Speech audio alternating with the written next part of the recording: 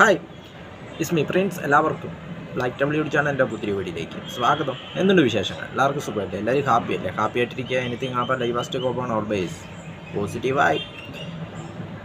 തമിഴ് പ്രേക്ഷകരും തെലുങ്ക് പ്രേക്ഷകരും ഒരുപോലെ ആകാംക്ഷയോടെ കാത്തിരുന്ന ചിത്രം രാം ചരൻ്റെ ഗെയിം ചേഞ്ചർ ട്രെയിലർ അണിയറപ്രവർത്തകർ ഇന്നലെ പുറത്തുവിട്ടു. ഞാൻ തമിഴ് ട്രെയിലറാണ് കണ്ടത്. ഞാൻ കാണുമ്പോൾ 5.1 മില്യൺ വ്യൂസും കടന്ന് ട്രെയിലർ മുന്നോട്ട് കുതിക്കുകയാണ്. തമിഴ് ട്രെയിലർ 5.1 മില്യൺ വ്യൂസും, ഹിന്ദി ട്രെയിലർ 9.1 മില്യൺ വ്യൂസും, അതോടൊപ്പം തെലുങ്ക് ട്രെയിലർ 19 മില്യൺ വ്യൂസും കടന്ന് മുന്നോട്ട് കുതിക്കുന്നു.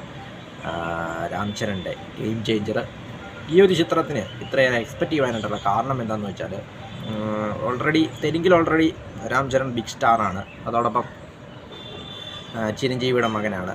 അതോടൊപ്പം പവൻ കല്യാണിൻ്റെ റിലേറ്റീവ്, അതോടൊപ്പം അല്ലു അർജുൻ്റെ കസിൻ, അങ്ങനെ മെഗാ ഫാമിലിയിൽ നിന്നുള്ളൊരു മെമ്പർ. അതോടൊപ്പം അവിടുത്തെ ഒരു സൂപ്പർ താരങ്ങളിൽ ഒരാളാണ് രാം ചരൺ.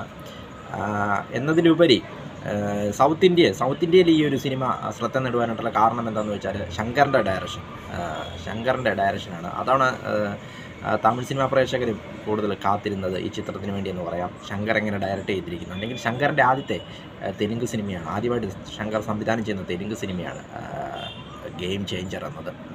ഒരു പാൻ ഇന്ത്യൻ സ്റ്റാറായി എത്തി നിൽക്കുന്ന രാം ചരൻ്റെ കരിയർ, അതായത് RRR ശേഷം റിലീസ് ചെയ്യുന്ന അദ്ദേഹത്തിൻ്റെ സിനിമ എന്ന പ്രത്യേകതയുമുണ്ട്.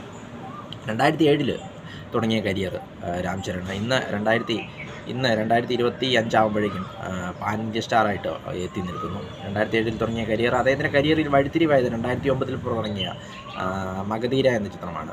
അത് മലയാളത്തിൻ്റെ ധീര എന്ന പേരിൽ ഡബ് ചെയ്തിരുന്നു. ധീര എന്ന ചിത്രം എനിക്കും വളരെയധികം ഇഷ്ടപ്പെട്ടൊരു സിനിമയായിരുന്നു. മഗധീര രാജമൗലിയായിരുന്നു ചിത്രം സംവിധാനം ചെയ്തത്.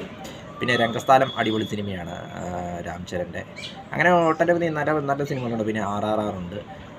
കണ്ടിരിക്കാൻ നല്ല ഡാൻസും കാര്യങ്ങളും നല്ല ഫൈറ്റും ഒക്കെയാണ് ഇദ്ദേഹത്തിൻ്റെ സിനിമകളിൽ വളരെ ഹൈലൈറ്റ് എന്ന് പറയാം. ഇപ്പോൾ ട്രെയിലറിലേക്ക് വരുമ്പോൾ ഒരു ശങ്കർ ചിത്രത്തിൻ്റെ, അല്ലെങ്കിൽ മുൻകാല ശങ്കർ ചിത്രങ്ങളുടെ ഇതൊക്കെ എനിക്ക് അവിടെ ഇവിടെയൊക്കെ ഒരു ഫീൽ ചെയ്തെന്ന് പറയാം.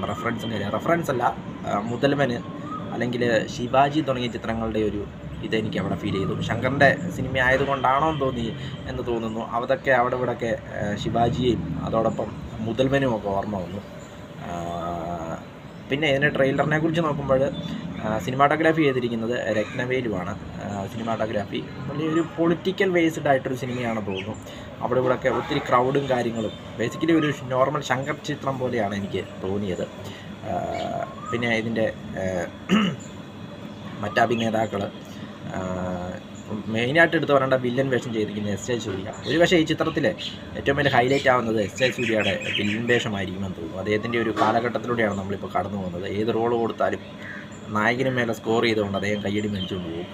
അപ്പോൾ അദ്ദേഹത്തിൻ്റെ ഒരു പെർഫോമൻസ് ആയിരിക്കും ഈ ചിത്രത്തിൻ്റെ ഏറ്റവും വലിയ ഹൈലൈറ്റ് എന്ന് എനിക്ക് തോന്നുന്നു രത്നവേലി. പിന്നെ മറ്റൊരു റിപ്പോർട്ട് എന്ന് പറയുന്നത് രാം ചരൺ ഡബിൾ റോൾ ആണെന്നാണ് പറയുന്നത്. അപ്പോൾ ഒരു റോള് പോലീസ് ഓഫീസറും ഒരു റോൾ എന്താണെന്നറിയില്ല, അങ്ങനെയാണെന്നാണ് ട്രെയിലർ കണ്ടപ്പോൾ നമുക്ക് തോന്നിയത്. പിന്നെ അഞ്ജലിയുണ്ട്, പിന്നെ നായിക, പേര് ഞാൻ മറന്നു, നായികയുണ്ട്.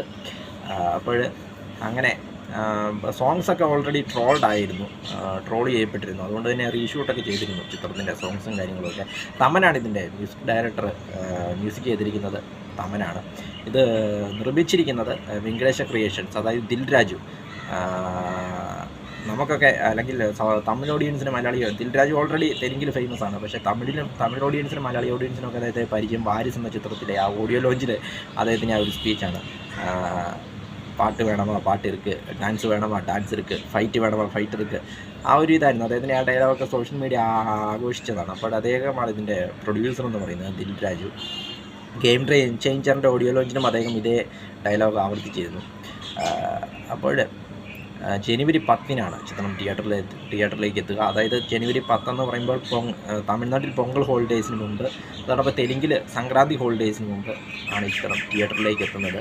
അജിത്തിൻ്റെ വിടാമുയർച്ചി പിൻവാങ്ങിയതോടുകൂടി ഗെയിം ചേഞ്ചറിന് ഇപ്പോൾ തമിഴ്നാട്ടിൽ നല്ലൊരു ഇത് കിട്ടുമെന്ന കാര്യത്തിൽ യാതൊരു സംശയമില്ല. വിടാമുയർച്ചയുടെ റിലീസ് മാറ്റിവെച്ചതോടുകൂടി ഗെയിം ചേഞ്ചറിന് തമിഴ്നാട്ടിൽ നല്ലൊരു ഇത് കിട്ടും എന്ന കാര്യത്തിൽ യാതൊരു സംശയമില്ല. ഇപ്പോൾ പാൻ ഇന്ത്യ സ്റ്റാറായി വളർന്നതോടുകൂടി അദ്ദേഹത്തിന് ഇപ്പോൾ നല്ല മാർക്കറ്റാണ് രാം ചരൺ ഉള്ളത്. വേൾഡ് വൈഡ് എന്ന് പറയാം, ഗ്ലോബൽ സ്റ്റാർ എന്ന പേരിലാണ് ഇപ്പോൾ അറിയപ്പെടുന്നത്. അതുകൊണ്ട് തന്നെ ശങ്കറിൻ്റെ ഇന്ത്യൻ ട്യൂബിന് ശേഷം റിലീസ് ചെയ്യുന്നൊരു സിനിമ ഇന്ത്യൻ ട്യൂബ് പോലെ ആകാതിരുന്നാൽ ഭാഗ്യമെന്നാണ് തോന്നുന്നത്. പക്ഷേ ചിത്രത്തിൻ്റെ ട്രെയിലർ കണ്ടപ്പോൾ എനിക്കൊരു നോർമൽ തമിഴ് ചിത്രം കാണുന്ന പോലെയാണ് എനിക്ക് തോന്നിയത്. സാധാരണ തെലുങ്ക് സിനിമയുടെ ട്രെയിലറൊന്നും ഇങ്ങനെയല്ല, പക്ഷേ എനിക്കൊരു തമിഴ് സിനിമ കാണുന്ന പോലെയാണ് ഫീൽ ചെയ്തത്. ഇദ്ദേഹം മുതൽമൻ എന്നൊരു സിനിമയുടെ ഹിന്ദി ഡയറക്റ്റ് ചെയ്തിരുന്നു, അപ്പോൾ അനിൽ കപൂറിനെ വെച്ച്. അതും നമുക്കൊരു തമിഴ് സിനിമ കാണുന്ന പോലെയാണ് അത് ഫീൽ ചെയ്തത്. അതുപോലെ ആവാതിരിക്കട്ടെ എന്നാണ് തോന്നുന്നത്. കാരണം പല മുൻകാല ചിത്രങ്ങളുടെയും ആ ഒരു ഇത് നമുക്ക് അവിടെ ഫീൽ ചെയ്തു. മുതൽമൻ ആയിക്കോട്ടെ, ശിവാജി ആയിക്കോട്ടെ. ഏതായാലും ജനുവരി 10-നാണ് ചിത്രം തിയേറ്ററുകളിലേക്ക് എത്തുന്നത്. വീഡിയോ ഇഷ്ടപ്പെട്ടാൽ ലൈക്ക് ചെയ്യുക, ഷെയർ ചെയ്യുക, കമൻറ്റ് ചെയ്യുക, സബ്സ്ക്രൈബ് ചെയ്യുക. വീണ്ടും പുതിയ വീഡിയോയിൽ കാണാം. അതുവരെയും ടേക്ക് കെയർ, ബൈ.